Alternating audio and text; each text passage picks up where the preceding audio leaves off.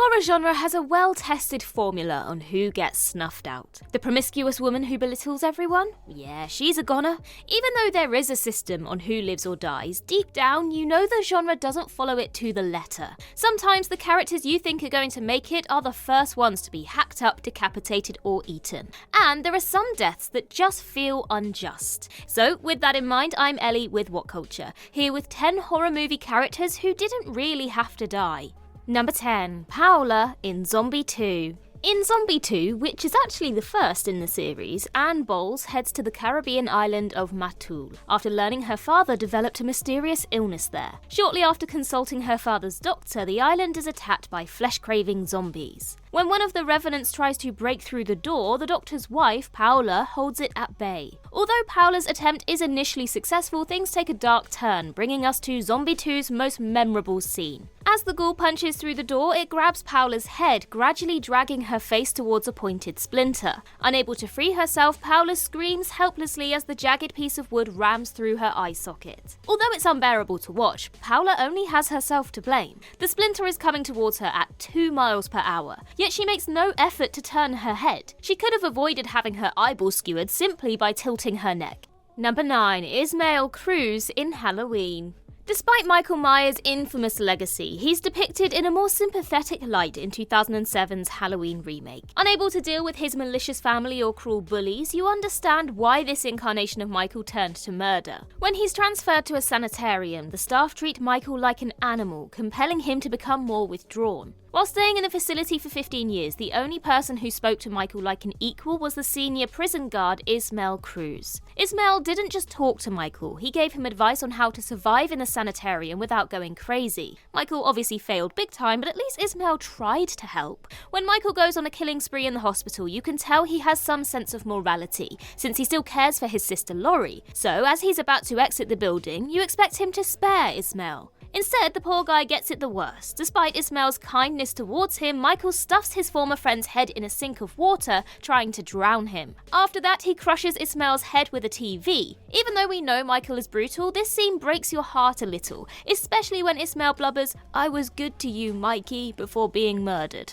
Number 8. BRODY in Jaws the Revenge. Jaws the Revenge centers around Ellen, the widow of the original film's protagonist, Chief Martin Brody. When her son Sean is killed by a great white shark, Ellen is left inconsolable, especially since she only lost her husband several years ago. Now, because Chief Brody is one of the most iconic movie heroes of the 1970s, viewers were upset he didn't make an appearance, especially since the actor Roy Schneider was still alive at the time. But that's not the only reason why fans of the original were annoyed Jaws the Revenge killed him off. When Ellen says she lost 2 family members to sharks, her other son Michael points out that Dad died of a heart attack. Ellen corrects him, saying the fear of another shark attack was what really killed him. Just to remind you, Chief Brody took it upon himself to destroy the original great white when it invaded the sea in Amity Island. When another toothy friend terrorized the waters in Jaws 2, Brody didn't hesitate to hunt it down. Considering Brody has killed 2 great whites single-handedly, there's no question he's a badass. And then Jaws the Revenge throws that away, claiming Brody lived his last remaining years quaking in his boots that another shark would terrorize his hometown, causing his heart to give out. This plot point isn't just disrespectful to the character, it dilutes the legacy of the first film. Number 7. MOOCHIE WELCH in Christine. If you're being picked on, the best thing to do is stand up to your tormentors. But things play out a little differently in Christine. Growing tired of being harassed on a daily basis, Arnie Cunningham tracks down his bullies with his sentient Plymouth Fury and runs them down. It's an unconventional means to exact revenge, but it's effective. When fellow delinquent MOOCHIE WELCH trashes Arnie's car, the demon on wheels tracks him down, cornering him in an alley. Because the lane is so narrow, it looks physically impossible for Christine to drive through it. Nevertheless, the malevolent vehicle forces its way in, crushing MOOCHIE to death. According to Detective Junkins, Christine smushed MOOCHIE with such force it cut his body in half. MOOCHIE's death may have been pretty horrific, but it was completely avoidable. When Christine rammed itself into the alleyway, MOOCHIE could have hopped on the bonnet and jumped to the other side. By the time Christine freed herself, MOOCHIE would have been long gone. But instead of using his brain, MOOCHIE stood motionless, taking no steps to avoid his grisly fate. Number 6. JOYCE in Saw 3D.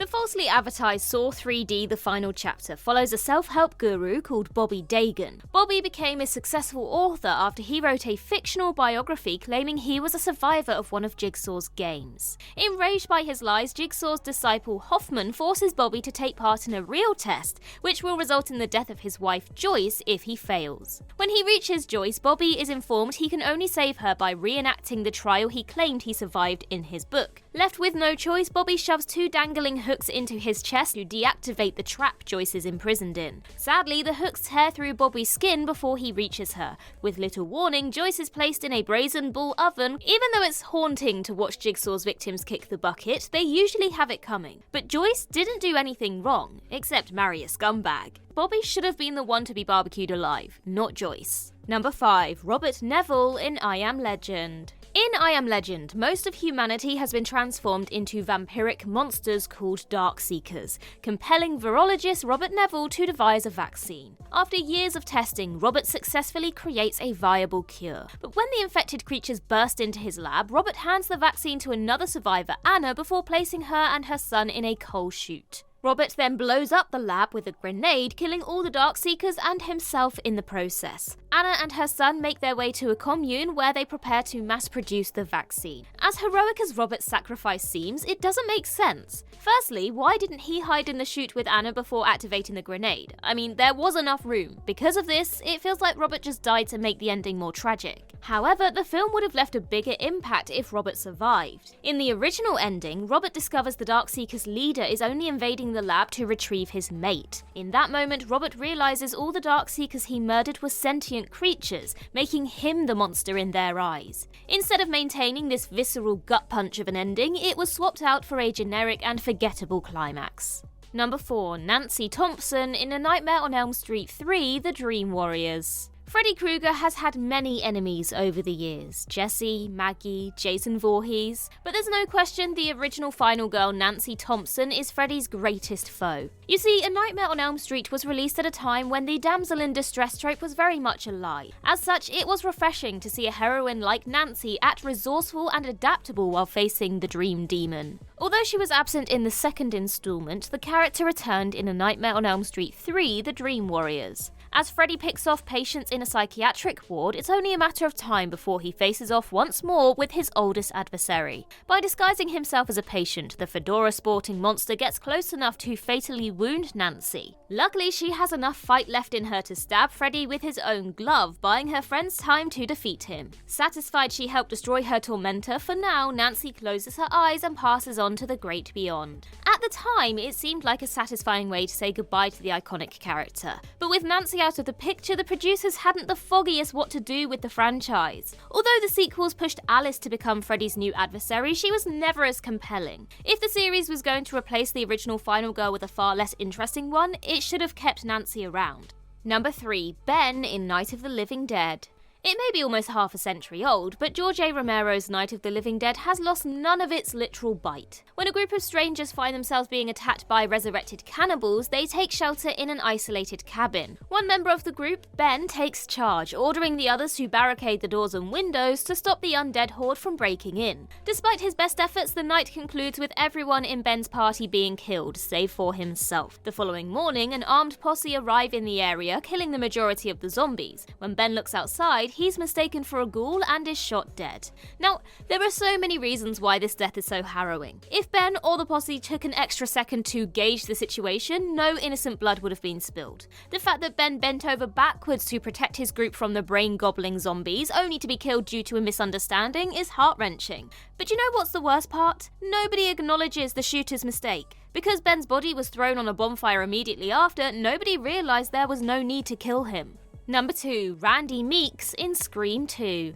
Randy Meeks didn't just live and breathe horror. He knew the rules of the genre better than anyone. So when the slasher-obsessed serial killer Ghostface began hacking up the people of Woodsboro, Randy was their only hope. Although he tried to warn his friends, he was often ridiculed, which is why Scream concluded with Randy being among the few survivors. When Randy returned in Scream 2, we assumed he would be the best line of defense against the new bow-knife-wielding maniac. Sadly, the lovable geek barely made it to the halfway point. Now, there's nothing wrong with killing Randy off. However, it becomes a problem when the filmmakers wanted to bring him back for Scream 3. When another Ghostface plagues Woodsboro in this threequel, Sydney is terrified, since Randy's not around to give her insight on the stab-crazed killer's motive. Luckily, Sydney discovers Randy pre-recorded a video before his death to tell her what to do if a trilogy-obsessed Ghostface went after her. Not only is this whole scenario forced, it's nonsensical. This means Randy taped this footage under the impression his friends would defeat Scream 2's Ghostface,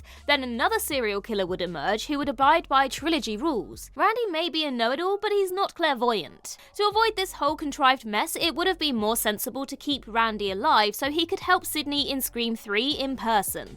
Number 1. Christine Brown in Drag Me to Hell.